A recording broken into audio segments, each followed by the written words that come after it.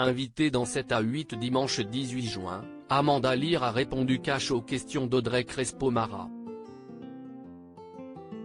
L'occasion pour l'interprète de Follow Me de revenir sur le succès de ce tube des années 70, récemment utilisé par la maison Chanel. Un spot publicitaire ultra glam qui lui a rapporté un joli pactole.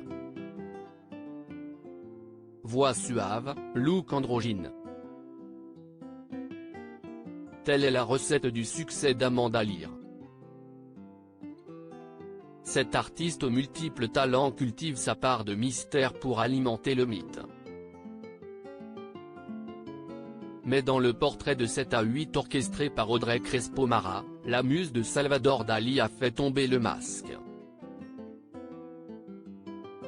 Lors de cet entretien exclusif, l'actrice est revenue sur sa carrière bien remplie, de la politique à ses premiers pas de mannequin jusqu'à son statut d'icône pop dans les années 70. Et il faut croire que son répertoire musical est toujours autant d'actualité. En effet, une prestigieuse marque de luxe a déterré un ancien tube de cette chanteuse iconoclaste. Il s'agit de la maison Chanel qui, 45 ans plus tard, a utilisé ce titre à la renommée planétaire. Follow Me. Un véritable triomphe qui renaît de ses cendres dans la nouvelle campagne publicitaire Coco Mademoiselle. Si ce retour de gloire musicale n'a pas de prix pour les fans de cette blonde sculpturale, il se révèle néanmoins bien lucratif pour la starlette. CIST, un accord commercial qui vaut son pesant d'or. Sans filtre, Amanda Lear n'a pas hésité à aborder le sujet de ce regain de popularité sur petit écran. Cette dernière a ainsi révélé dans les pages de Téléstar la coquette somme qu'elle a empochée pour l'utilisation de ton tube sorti dans les années 70, Chanel en a acheté les droits pour un demi-million de dollars.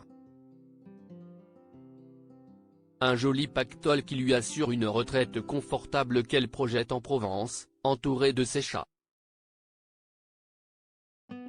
Ce qui est extraordinaire, si est que comme cette publicité passe dans le monde entier 15 ou 50 fois par jour, je suis même rentré dans des hit parades inespérés en Corée du Sud, a-t-elle confié à Audrey Crespo-Mara avant d'ironiser sur sa fortune personnelle avec l'humour cynique qu'on lui connaît. Ceci dit, quand on me dit « tu as touché le jackpot, tu dois être multimilliardaire », je vous arrête tout de suite, pas du tout. Ce n'est pas l'immense jackpot qu'on imagine. Enfin bon, ça paiera mon EHPAD, si est très bien. Une éternelle pin-up si est bien connue, il est impoli de demander son âge à une femme. Et ce n'est pas Amanda Lear qui nous dira le contraire. Pendant longtemps, cette dernière a conservé cette information sous le sceau du secret. Si aujourd'hui, la chanteuse vient de souffler sa 84e bougie, cela ne l'empêche pas d'être toujours autant courtisée par la reine masculine. Si est ce qu'elle a fait savoir en affirmant rencontrer un franc succès auprès des jeunes hommes. Un harem dans lequel se sont battues de nombreuses personnalités pour obtenir les faveurs de cette reine de beauté. A commencer par l'artiste Salvador Dali avec qui elle a entretenu une relation contrebalancée pendant plus de 15 ans. Dans 7 à 8, la comédienne a fait quelques révélations sur ce couple à trois qu'elle formait avec le peintre et son épouse Gala.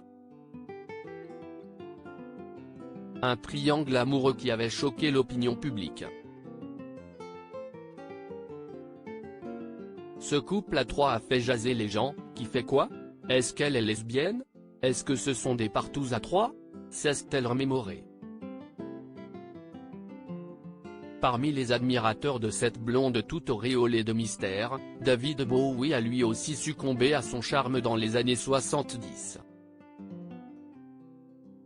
Une liaison dont elle garde un souvenir amer mais qui aura néanmoins le mérite de la propulser au rang de pop star. Il a été le premier à me conseiller de chanter. Il m'a mise sous contrat, produit mon premier disque, payé mes cours de chant. Je lui dois évidemment beaucoup dans ce domaine-là, avait-elle déclaré en 2016. Un sacré tableau de chasse.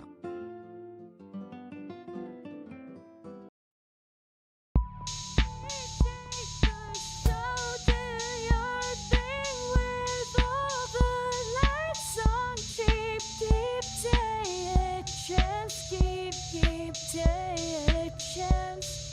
You